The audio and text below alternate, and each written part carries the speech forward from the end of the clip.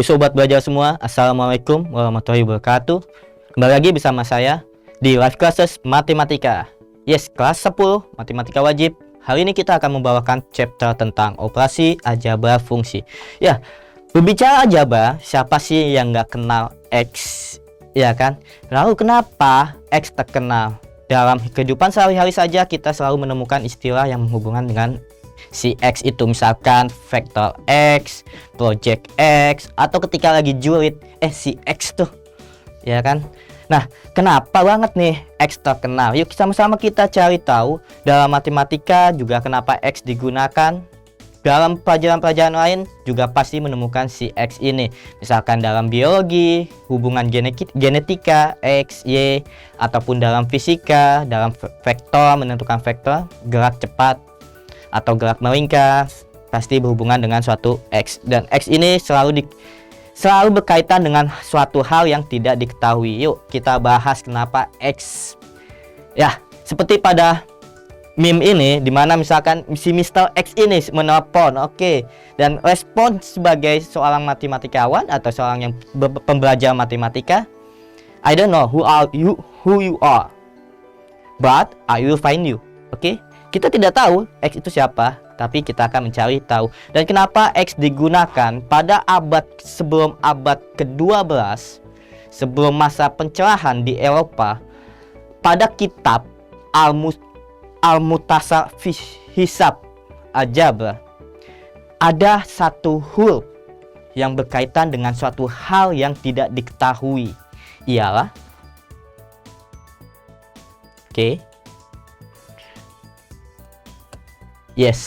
huruf Shin.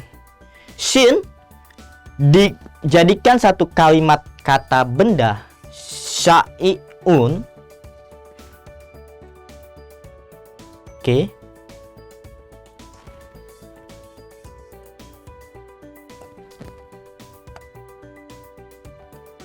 Yang artinya suatu hal yang tidak diketahui. Nah, kitab ini sangat digandrungi oleh penduduk Eropa pada masa Renaissance.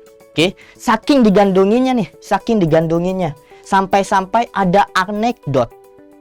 Sampai-sampai ada anekdot atau istilah pada masa Renaissance di Eropa sana, menguasai aljabar menjadi suatu hal yang luar biasa atau suatu hal yang prestisius, membanggakan. Kenapa?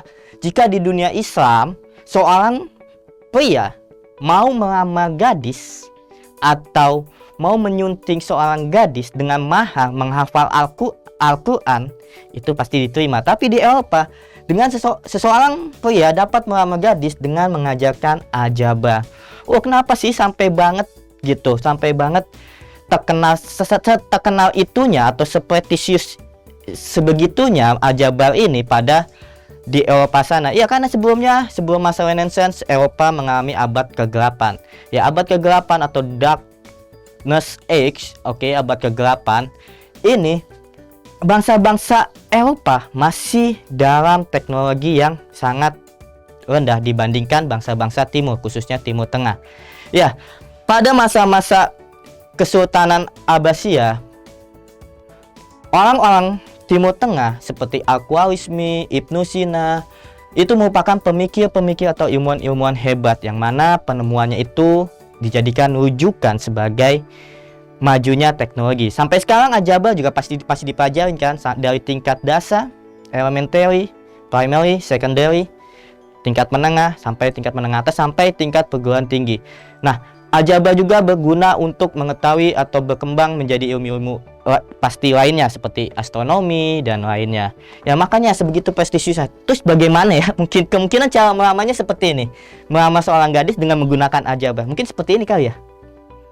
Dikasih nih, "Hei, wanitaku yang tercinta." Dikasih, ditunjukkanlah bagaimana penyelesaian dari suatu persamaan ini mungkin. Diselesaikan, dijabarkan, sehingga mendapatkan ya I love you. Nah seperti itu. Makin penasaran dong bagaimana operasi aljabar ini akan dibahas selanjutnya. Yes, jangan kemana-mana karena belajar sekarang mudah. Ayo belajar. Jangan lupa belajar karena sekarang belajar itu mudah. Ayo belajar. Oke, kembali lagi. Hari ini kita akan membahas operasi aljabar fungsi. Ya, ada 3 operasi aljabar fungsi, ialah seperti yang pertama, jumlah dan selisih 2 fungsi. Yang kedua, hasil kali 2 fungsi, dan yang terakhir adalah hasil bagi 2 fungsi. Nah, tentunya ketika mengalami operasi aljabar, domain dari si fungsi asal juga akan ikut berubah. Nah, satu contoh di sini misalkan definisi dari hasil jumlah dan selisih 2 fungsi. Mengalami jika f dan g merupakan suatu fungsi yang terdefinisi pada domain df dan dg, maka berlaku hubungan untuk penjumlahan yang mana ditulis seperti ini. Oke, dia berarti fungsi f ditambah fungsi G. Nah, domainnya pun pasti akan berubah. Yang mana domainnya merupakan irisan kedua domain fungsi F dan fungsi G ini. Sedangkan untuk pengulangannya juga sama saja. Cuman hanya beda operasinya. Kalau yang tadi penjumlahan ya dijumlah, maka pengulangan fungsi F dikurang fungsi G. Domainnya berupa irisannya juga. Nah, lalu bagaimana dengan hasil kali 2 fungsi? Hasil kali 2 fungsi kita bagi 2, ada perkalian skala 2 fungsi, perkalian skala dengan fungsi, dan perkalian 2 fungsi. Oke, misalkan gini, f dan g merupakan 2 fungsi yang terdefinisi. Untuk yang pertama, k ini di sini adalah skalanya. Oke, skalanya berarti bukan suatu fungsi konstanta lah ya. Nah, misalkan k dikali f, fungsi f, artinya k dikali fungsi f. Dengan domainnya tetap pada domain si fungsi f, karena si k itu berupa konstanta, nantinya berupa angka. Gitu. Lalu untuk yang kedua berarti fungsi f dikali fungsi g. Ya, operasinya fungsi f dikalikan fungsi g. Domainnya yang terbentuk ialah irisannya lagi, irisan kembali. Oke, berarti baik penjumlahan, pengulangan, ataupun perkalian, domain yang tercipta ialah domain berupa irisan kedua fungsi tersebut. Kedua fungsi harus terdefinisi dong. Yes. Lanjut deh, kita ke hasil bagi 2 fungsi.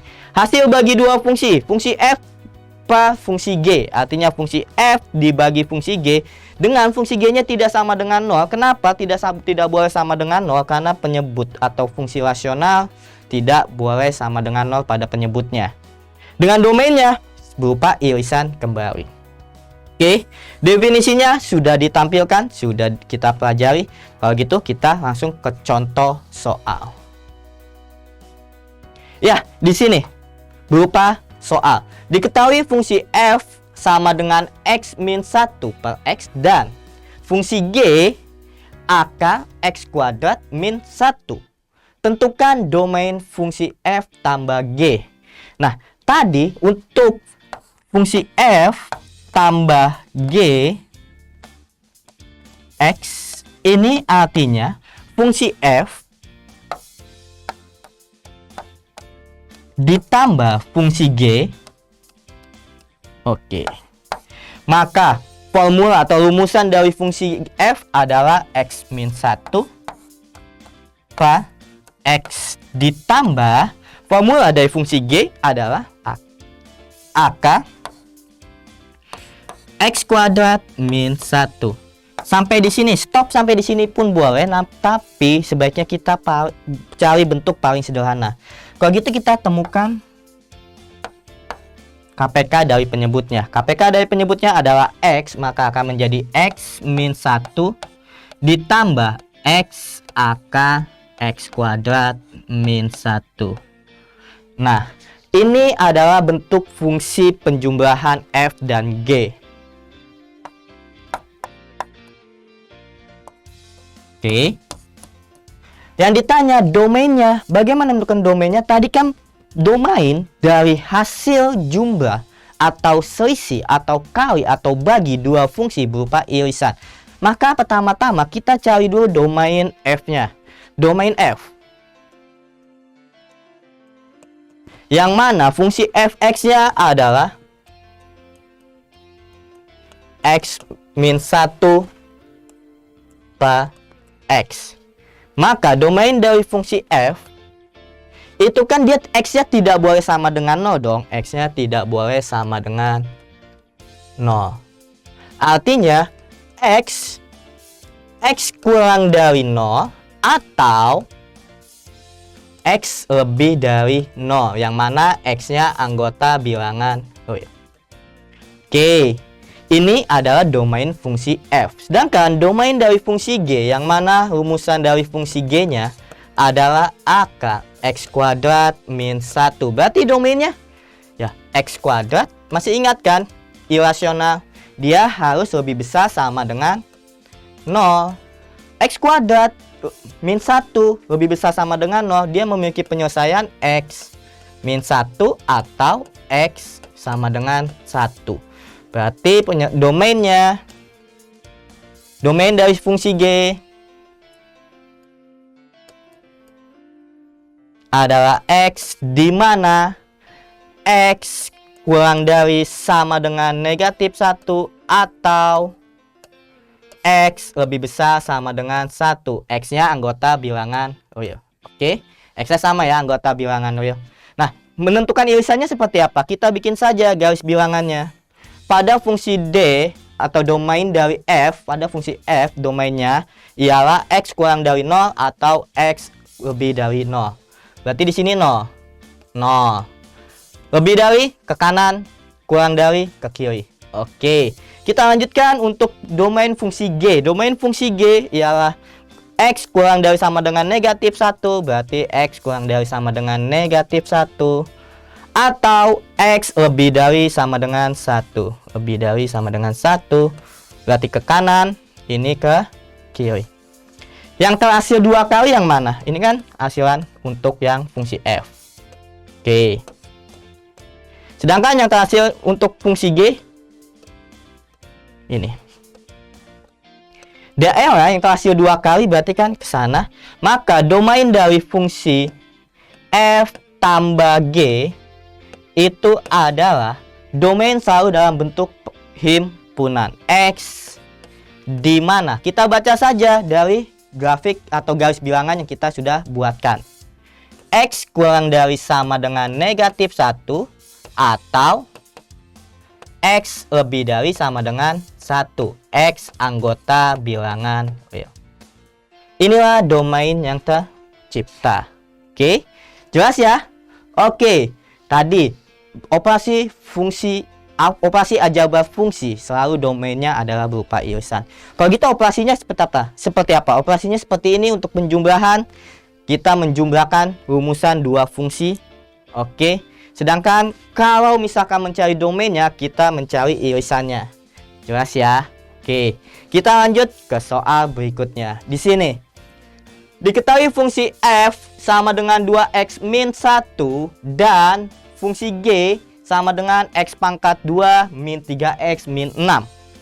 Kita diminta menentukan fungsi F kali G, yang mana kalau fungsi F dikali G, X ini sama dengan fungsi F dikali fungsi G. Maka dia akan tercipta operasi perkalian aljabar, yang mana rumusan dari fungsi f ialah 2x min 1 dikalikan operasi atau rumusan fungsi g x kuadrat min 3x min 6. X kuadrat min 3x min 6. Oke. Masih ingat kan perkalian perkalian aljabar? Oke, berarti kita menggunakan perkalian pelangi istilahnya, atau rainbow, atau perkalian capit kepiting mungkin. Ya, 2x kita kalikan x kuadrat akan tercipta 2x pangkat 3. Ingat, pangkatnya kita jumlah, koefisiennya kita kali. Selanjutnya berarti 2x akan dikalikan negatif 3x akan tercipta negatif 6x kuadrat. 2x akan dikalikan dengan negatif 6, berarti negatif 12x Selanjutnya, negatif satunya kita kalikan dengan perkaliannya. Oke, negatif 1 kali X kuadrat negatif X kuadrat. Negatif 1 dikali negatif 3X plus 3X. Negatif 1 dikalikan negatif 6 plus 6. Artinya sampai di sini kita jumlahkan suku-suku sejenis. Bagaimana menjumlahkannya? Yes, lihat. 2X pangkat 3, adakah yang sejenis atau temannya? Si 2X pangkat 3. 2X pangkat 3 ini alone, sendiri, Jonas. Oke, maka kita tulis kembali menjadi 2X pangkat 3. Karena dia tidak ada temannya. Selanjutnya, negatif 6X pangkat 2. Negatif 6X pangkat 2. Dia memiliki teman, ternyata memiliki teman yang sejenis, artinya negatif X kuadrat. Negatif 6, negatif X kuadrat. Berarti negatif 6X kuadrat, negatif X kuadrat. Berarti negatif 12X, negatif 12X plus 3X. Iya enggak? Oke, selanjutnya plus 6, tinggal kita tulis. Lakukan operasi penjumlahan yang sejenis, berarti 2X pangkat 3. Negatif 6, negatif 1, berarti negatif 7X pangkat 2. Negatif 12X tambah 3X, negatif 12 tambah 3. Berarti punya hutang 12 dibayar 3, hutangnya tersisa 9. Negatif 9X plus 6. Masih bisa disederhanakan? Ternyata sudah mentok. Sudah paling sederhana. Karena apa? Karena setiap variabelnya sudah berbeda. X pangkat 3, X pangkat 2, X plus konstanta. Maka ini adalah fungsi F kali G X. Oke, kita sudah menemukan untuk soal yang kedua. Kita lanjut soal berikutnya. Oke. Soal berikutnya, di mana diketahui fungsi F-nya X pangkat 4 negatif 3X min 14X min 12. Fungsi G-nya sama dengan X kuadrat min 2X min 3. Dan fungsi H-nya sama dengan X kuadrat plus MX plus 4. Tentukan nilai M yang memenuhi ekspresi fungsi F per fungsi G sama dengan fungsi H. Bagaimana ya? Oke, dengan ekspresi yang ada, akan tercipta dengan definisi operasi aljabar dua fungsi tadi. Di mana fungsi Fx, fungsi F ya, per fungsi G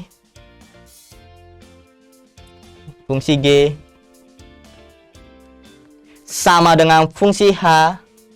It mean ini artinya kita input rumusan dari fungsi F X pangkat 4 min 3X pangkat 2 min 14X min 12 per fungsi G-nya berarti X kuadrat negatif 2X min 3, ia akan sama dengan X kuadrat plus MX plus 4. Oke, kita diminta mencari nilai M-nya. Ada dua cara dalam penyelesaian soal seperti ini. Cara pertama, kita langsung membagi fungsi F dengan fungsi G, di mana seperti pembagian biasa saja. X pangkat 4 min 3X pangkat 2 min 14X min 12 dibagi X kuadrat min 2X min 3. Oke, min 3. Maka X pangkat 4 supaya terbagi X pangkat 2. Berarti di sini X pangkat 2. X pangkat 2 terkalikan semua oleh X pangkat 2 min 2X min 3. X pangkat 2 kali X pangkat 2 X pangkat 4. X pangkat 2 dikali negatif 2X akan menghasilkan negatif 2X pangkat 3. X pangkat 2 dikalikan negatif 3 akan menghasilkan negatif 3x pangkat 2. Kita kurangkan kan? Ingat kan operasi pembagian seperti ini? Berarti x pangkat 4 terbagi terkurang x pangkat 4 habis. X min negatif x pangkat 3. Ada temannya? Nggak ada. Dikurang. Positif dong. 2x pangkat 3. Negatif 3x pangkat 2. Ada temannya. Negatif 3x pangkat 2. Terkurang karena tandanya sama juga ikut tereliminate. Berarti tersisa min 14x min 12. Yes. Masih belum habis. X pangkat 2 supaya membagi x 2x pangkat 3. Berarti di sini adalah ditambah 2x pangkat 1. 2x pangkat 1 dikalikan x pangkat 2 akan menghasilkan 2x pangkat 3. 2x dikalikan negatif 2x berarti negatif 4x pangkat 2. Negatif 2 plus 2x dikali negatif 3 negatif 6x. Apa? Dikurangkan kan? Kita kurangkan, ini tereliminate. Ini akan menjadi positif 4x pangkat 2. Ini akan menjadi negatif 8x. Kenapa? Negatif 14 dikurang negatif 6. Min ketemu min plus negatif 14 tambah 6. Berarti negatif 8x. Negatif 12. Supaya terkurang 4x pangkat 2 dengan x pangkat 2 kita kalikan 4 dong. Berarti ini menjadi 4. X pangkat 2 4 dikalikan oleh x pangkat 2 min 2x min 3 min 8x min 12. Wow, ternyata ini sudah semua sama. Berarti kalau dikurangkan dia akan habis menjadi 0. Artinya x pangkat 4 min 3x pangkat 2 min 14x min 12 itu kalau dibagi dengan x pangkat 2 min 2x min 3 akan menghasilkan x kuadrat plus 2x plus 4. Oke. Sampai di sini paham lah ya cara membaginya. Jelas. Maka kakak pindah ke sini. Yang mana x pangkat 4 x pangkat 4 min 3x pangkat 2 min 14x min 12 dia akan menghasilkan x kuadrat plus 2x plus 4. Oke. Dikali x kuadrat. Nggak perlu ya. Ini sudah hasil. Oke. Kita lanjut di sini. Dia menghasilkan x kuadrat plus 2x plus 4 sama dengan x kuadrat plus mx plus 4. Oke. Mudah ya. Artinya nilai m setara dengan positif 2. Maka nilai m yang memenuhi ekspresi ini adalah m sama dengan 2. Mudah sekali. Oke, kalau merasa rumit dengan cara yang ini, oke, bisa di screenshot dulu sebentar sebagai pembenaran karya kamu di rumah. Oke. Kalau merasa rumit di cara seperti ini, sobat belajar bisa menggunakan cara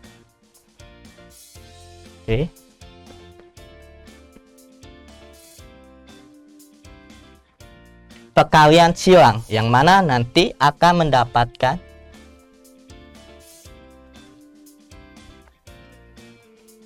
hasil ini dikalikan. Oke, berarti x pangkat 4 min 3x pangkat 2 min 14x min 12 akan sama dengan x kuadrat min 2x min 3 x kuadrat plus mx plus 4. Oke. Nah, kita kalikan yang sisi kanan. Kalau gitu kita kalikan yang sisi kanan. Dia akan menjadi x pangkat 4 plus mx pangkat 3. Oke. Plus 4x pangkat 2.